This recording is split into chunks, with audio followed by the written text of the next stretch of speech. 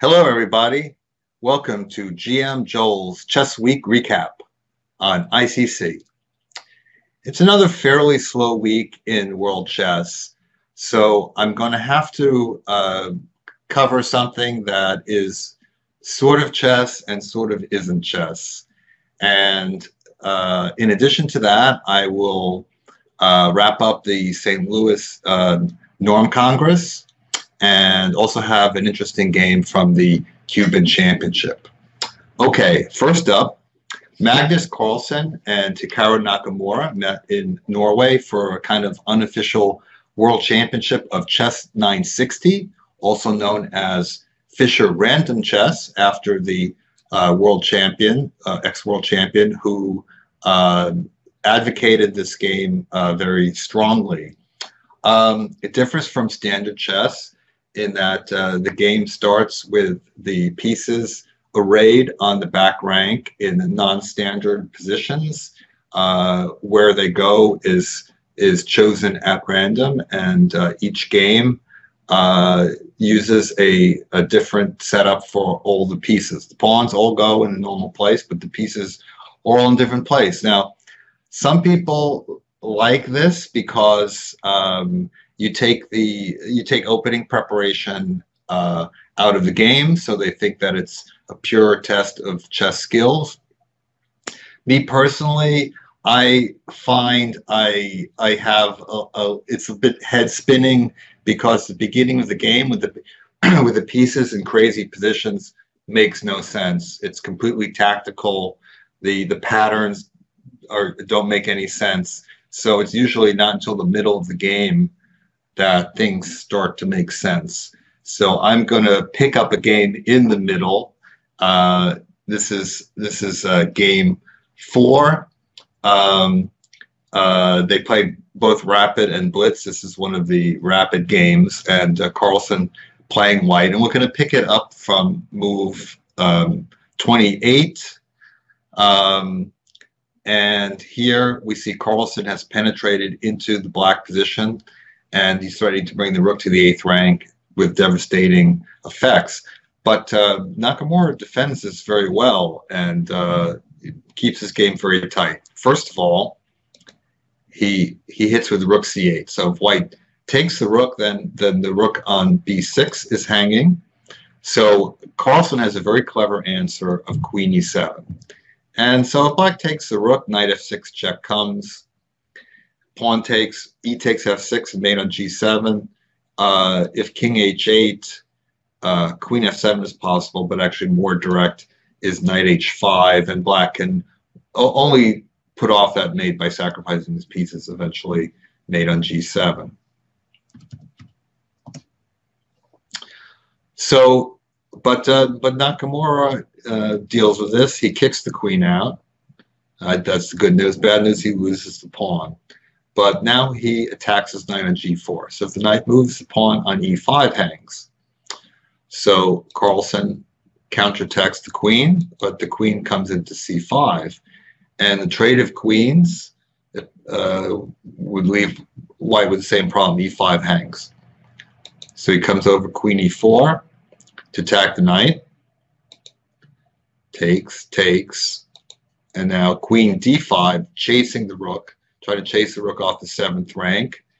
Okay, the rook can stay on the 7th rank, but black is also threatening to take on f3. So Nakamura comes back. I think the engine said, tried to tell me queen e4 was slightly stronger, but to me the rook ending is not going to be very clear at all. So I think it makes sense to keep the queens on, especially because that queenside majority probably works better with queens on the board, as we all should know that queen and pawn can queen against a queen, assuming that you can keep your king protected, but not the same thing with a rook and pawn against a rook. So Nakamura takes on f3, and the rook recaptures, and rook f8 to keep white from queen f7 and then lifting the rook. And now is an interesting moment. Carlsen could try to take and play queen g5 and basically play the same ending, except with some center pawns on the board. I can't really tell if that's, more chance or not. But I think at least for the moment, Carlsen thought keep pieces on. But then after the move rook f5, menacing rook h5 check, he realizes that he has to trade. He thought about it a couple of times, but then eventually he trades and pushes. Okay, so now we have this queen ending. And I can't say for sure if these moves are all the best or not, but white pulls back the queen and reorganizes. Queen e3. And, slowly white is getting ready to improve the position, maybe queen c5 next.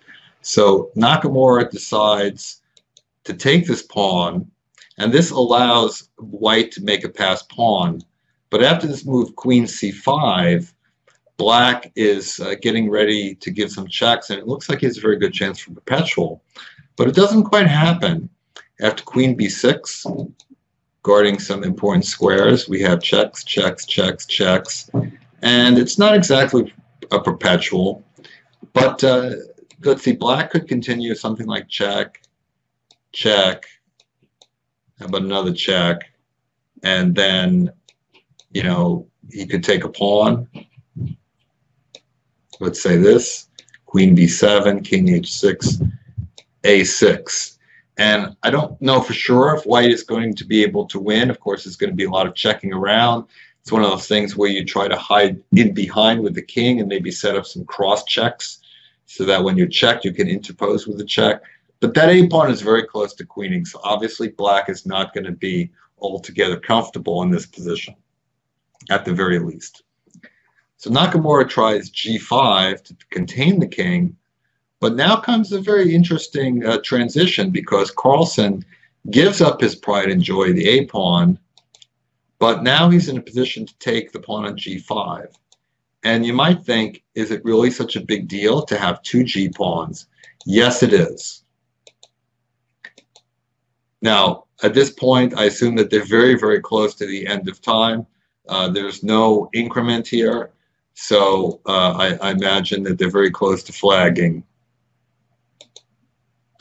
So from this situation, the basic plan for white is to advance the front g-pawn, keep the back one back where it is, and use the front g-pawn to effect a trade of queens, and then have a winning pawn ending. That's why it makes a big difference to have two g-pawns. In fact, I think that white is probably actually winning more easily with two g-pawns than with a g-pawn and an h-pawn, and then you don't have quite the same ideas, and it's that ending can be very, very tricky.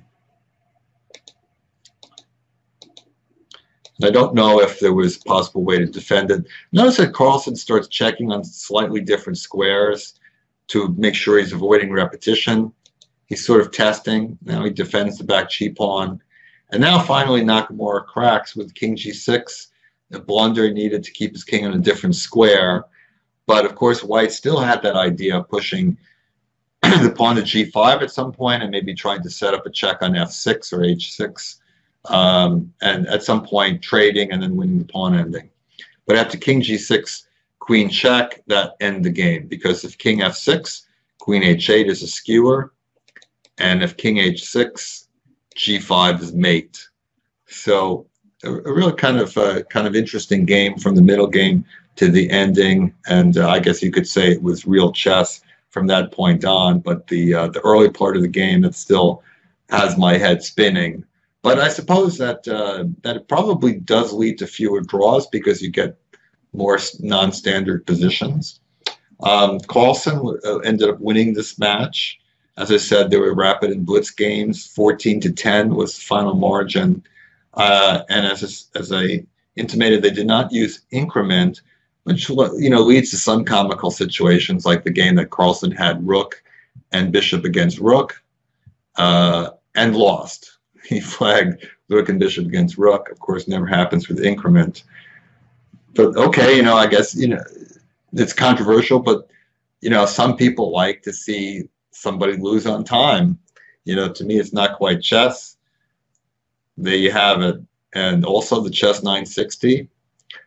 How popular was it? Like, was the interest, world interest, as high as the organizers had hoped? I kind of think no, but beauty is in the eye of the beholder, and we'll see, whether we see more high-profile chess 960 matches in the future.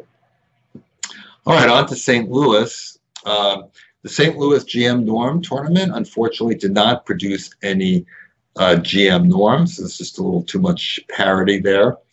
Stavroula Solakidou, who I spotlighted last week, actually came the closest with 5.5 out of 9 and a 25.56 performance. The tournament winner was Ukrainian GM Pavlo Vorontsov with a rather modest winning score of 6-3. Let's take a look at one of his wins from the event over a very promising player from Oklahoma, 15-year-old Advait Patel. Okay, so Vorontsov Patel, it is a Roy Lopez. And D3, we see this very commonly because nobody wants to allow the martial attack, so they're not really going to get to the main line. So by playing D3 as early as possible, not only does it avoid the open variations, you don't have to study that, but it actually gives white some extra possibilities by not castling right away. And okay, one thing it does allow black is this option of bringing the bishop to c5, and he doesn't have to worry about c3 and d4 in one go. But white has another idea. It's very interesting the way Vorontsov plays it. I kind of like it myself, this knight jump into d5. And this creates a threat of bishop g5. So black generally responds to this by h6. And now, by trading, the bishop comes to d5, bishop d7. I think that in general that's stronger than bishop to b7, which leaves black in a different type of pin. Okay, so after bishop d7, c3, now castles. I suppose there might be some argument that maybe black could delay this move, maybe play rook b8 first, because he really wants to get out of the pin anyway. Because in this position, and this has occurred about 8 times, mostly in Grandmaster play. It's one of those positions that the club players don't get to. They don't really know the sophistication of the move order, but you see in Grandmaster play, and that's this cool move, rook g1, because black has this target here, so white is looking to play g4, g5, and open up the king side. So there white has this extra wrinkle by not castling king side so quickly. All right, so after rook g1, this position has occurred a few times. I think Mamedyarov actually played knight e7 in this position against Svidler, I believe. The move is a little bit coffee house, of course, because it gives up in exchange. But since white has forfeited the kingside castling, it's not going to be so easy to consolidate. On a practical level, white is going to have a little bit of trouble playing. And I think that game even ended in a draw. I think most players have played in this position h5, and that might look a little strange to push that pawn forward on the king side. But since g4, g5 is going to open things up, the idea is that maybe this will, it might open the H file, but keep the G file closed at least. So we see those moves. Now that he gets out of the pin, here we go, G4, and the knight comes around, and the knight can come around to the king side. But first, white picks up this tempo and now retreats. So for the moment, the knight doesn't have access to the G6 square, which would really love to go to. So he plays bishop e6 to trade off that bishop, and also, at some point maybe to give a possibility of pushing the pawn to f6 and giving the king some air, or maybe letting the queen out. So the bishop e6, queen d2 takes, and now white goes for a little Zwischenzug idea. He takes on e7, attacks the queen, and he jumps into f5. And this is kind of clever, because if the bishop retreats to e6, then g5.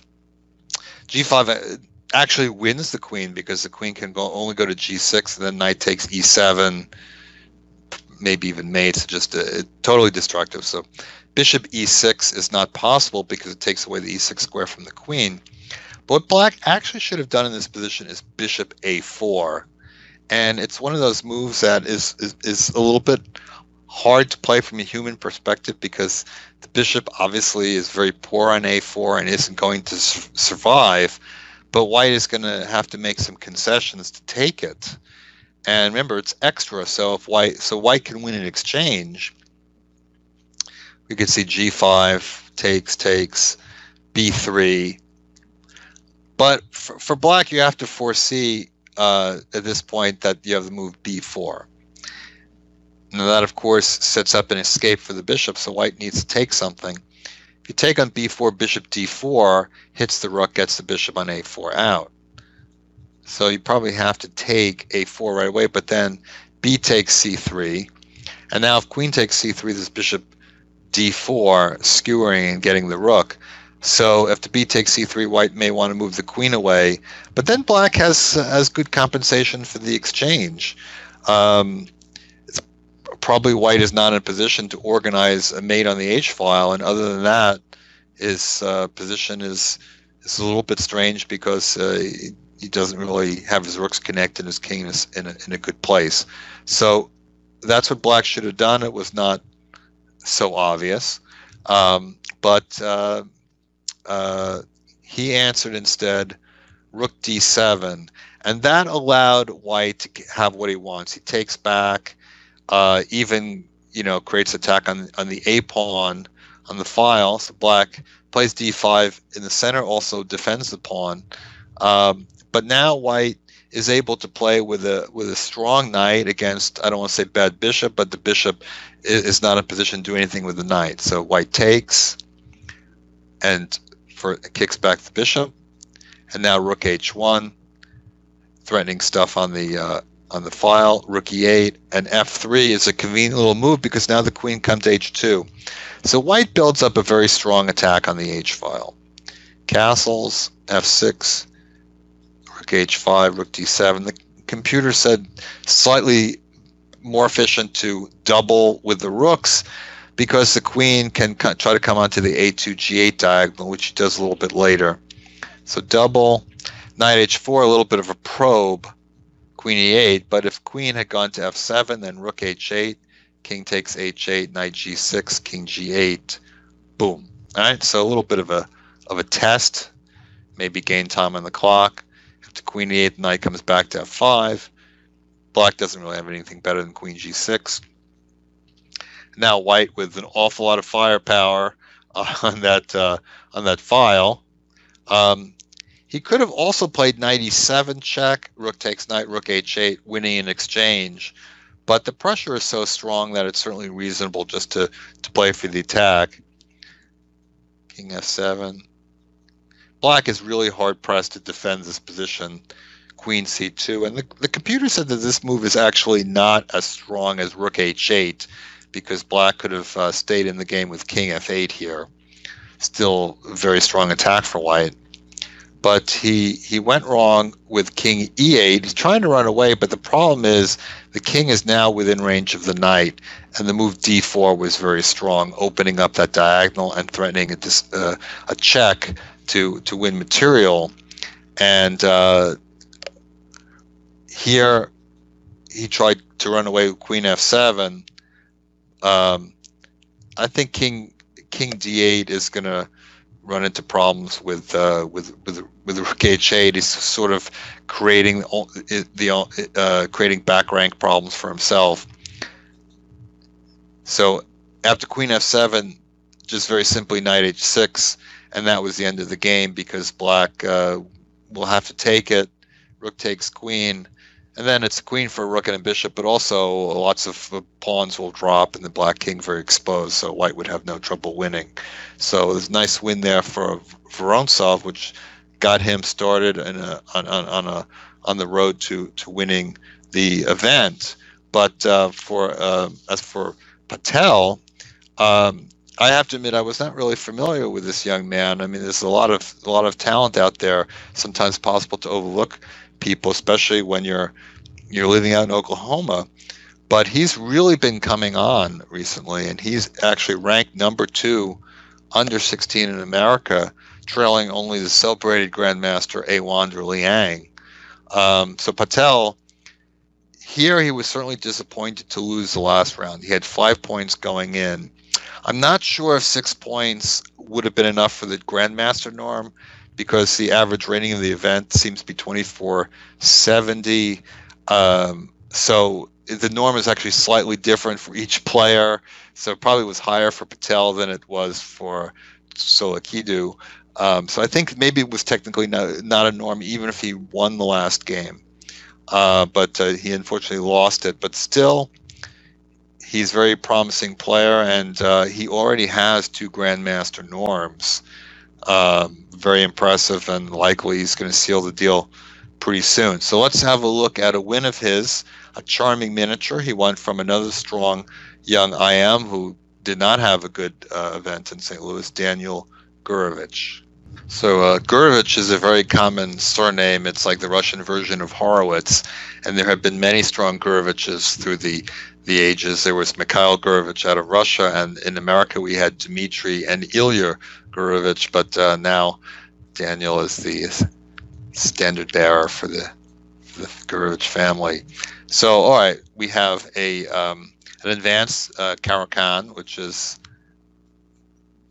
practically the main line, and Black tries for the early c5. That's always a big question for Black, to strike at the center early with c5, or to just try to bring pieces out and maybe do it later. And the reason why Black often hesitates to play a quick c5 is because sometimes White can really strike at the center before Black completes his development. There's actually kind of a double-edged sword to the bishop being developed outside of the chain at f5, and that Black is vulnerable in some ways. He's vulnerable a little bit on the a4, e8 diagonal, and sometimes there's hits on the bishop, like if a knight comes to d4, that can be an important tempo. So here White opens up the center with c4, and Black actually has to be kind of careful in this position. He takes, and then knight a3, so of course we'll love to take that pawn and give checkmate on d6, but it's not going to be that simple.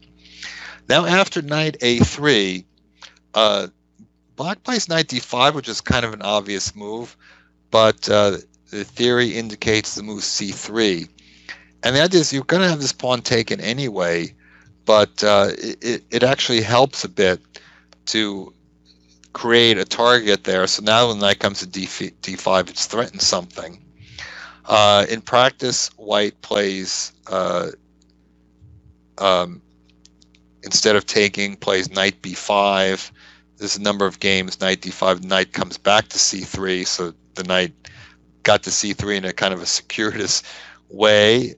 You think like, well, White could have taken on d5, knight takes d5, and then played knight a3, knight c3. Anyway, but this here, Black can take on e3 and play bishop e7 and get the pieces out, and it's more or less equal, at least close to equal.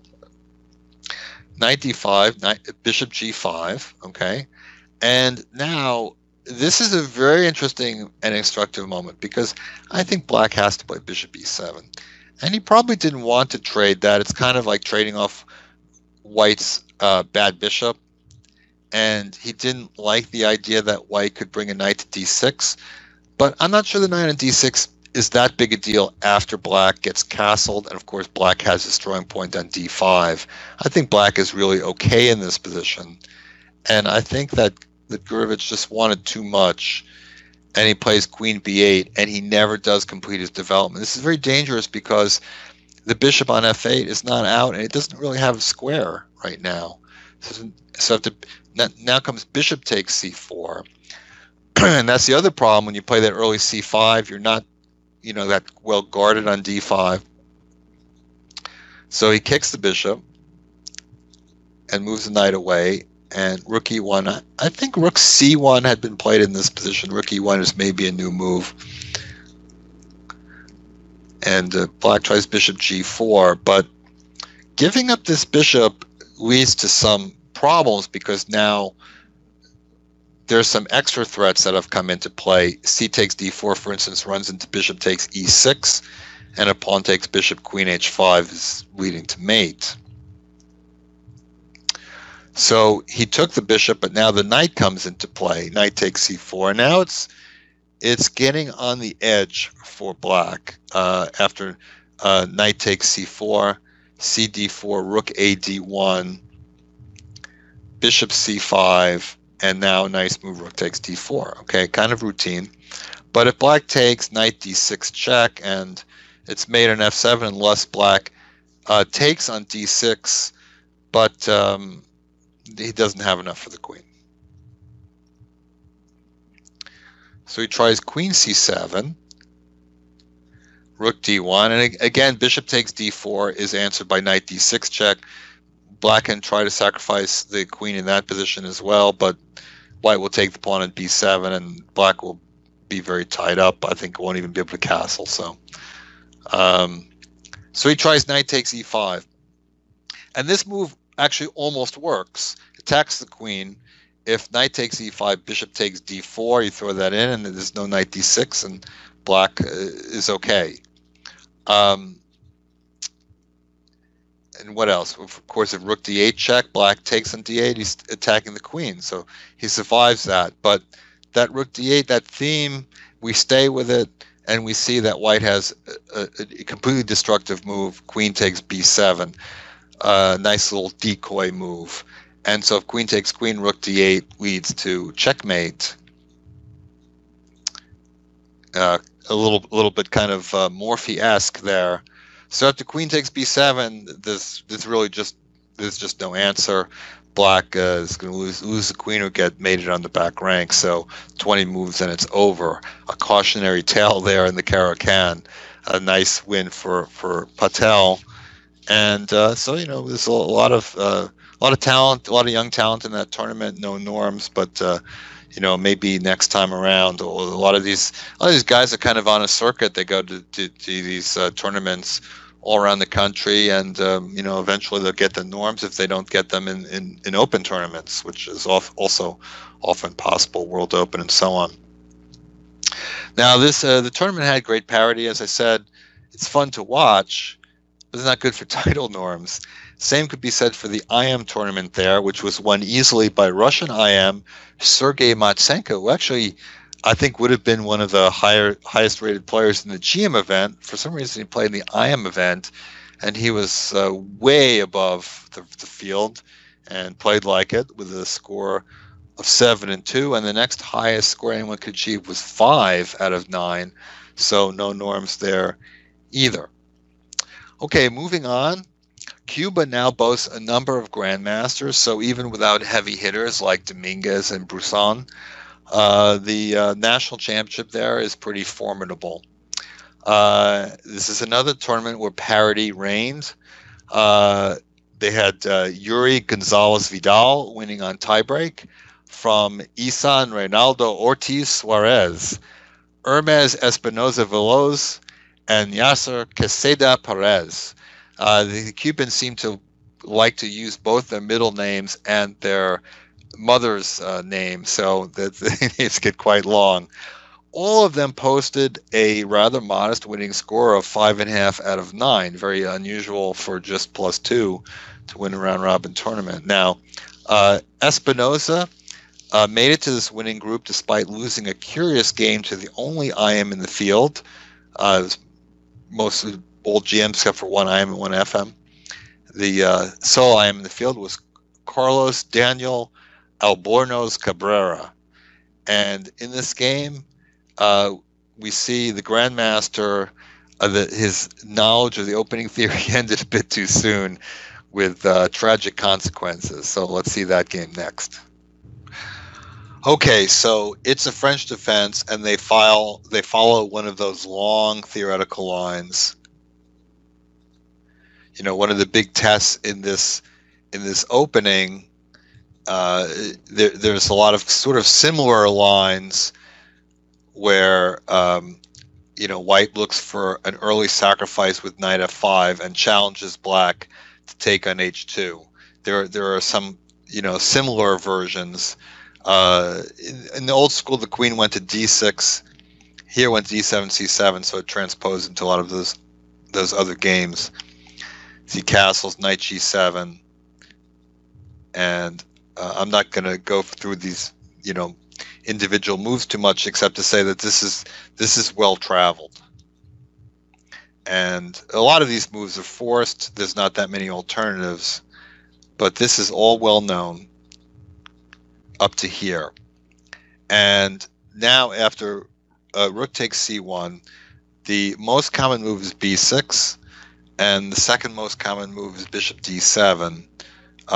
You might be tempted to play b5. b5 is considered not to be as good because I think probably white checks.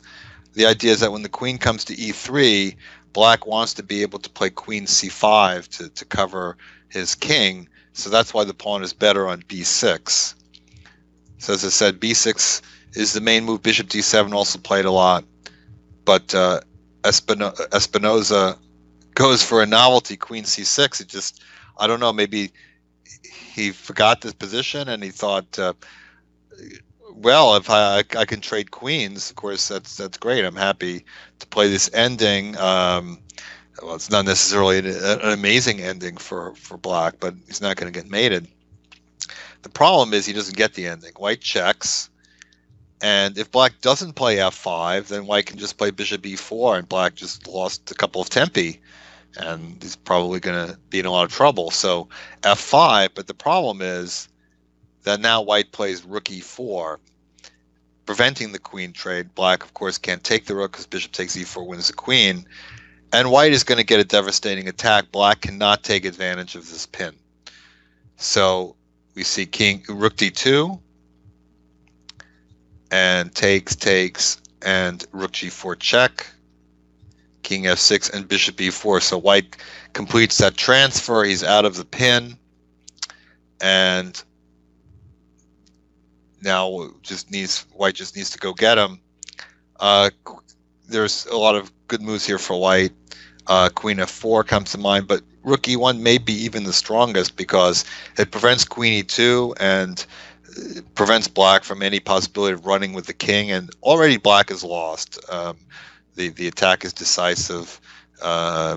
Maybe queen f4 is the biggest threat now. A move ago, queen f4 could have been answered by rook h2, giving the rook, and then queen e2 and queen g4, but now it's a huge threat. Black takes this pawn, and white has a lot of moves here. Rook f4 is, you know, kind of a simple move. King g6.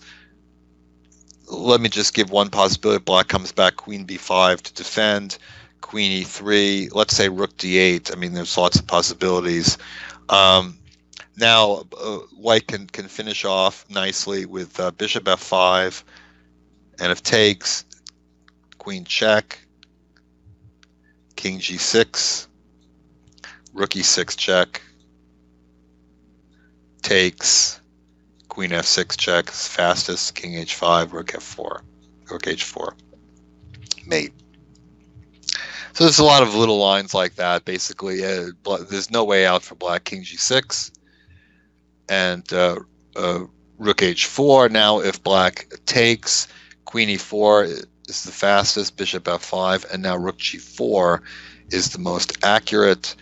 The king really can't go to the h file, queen f5 or queen f4, whichever one is check.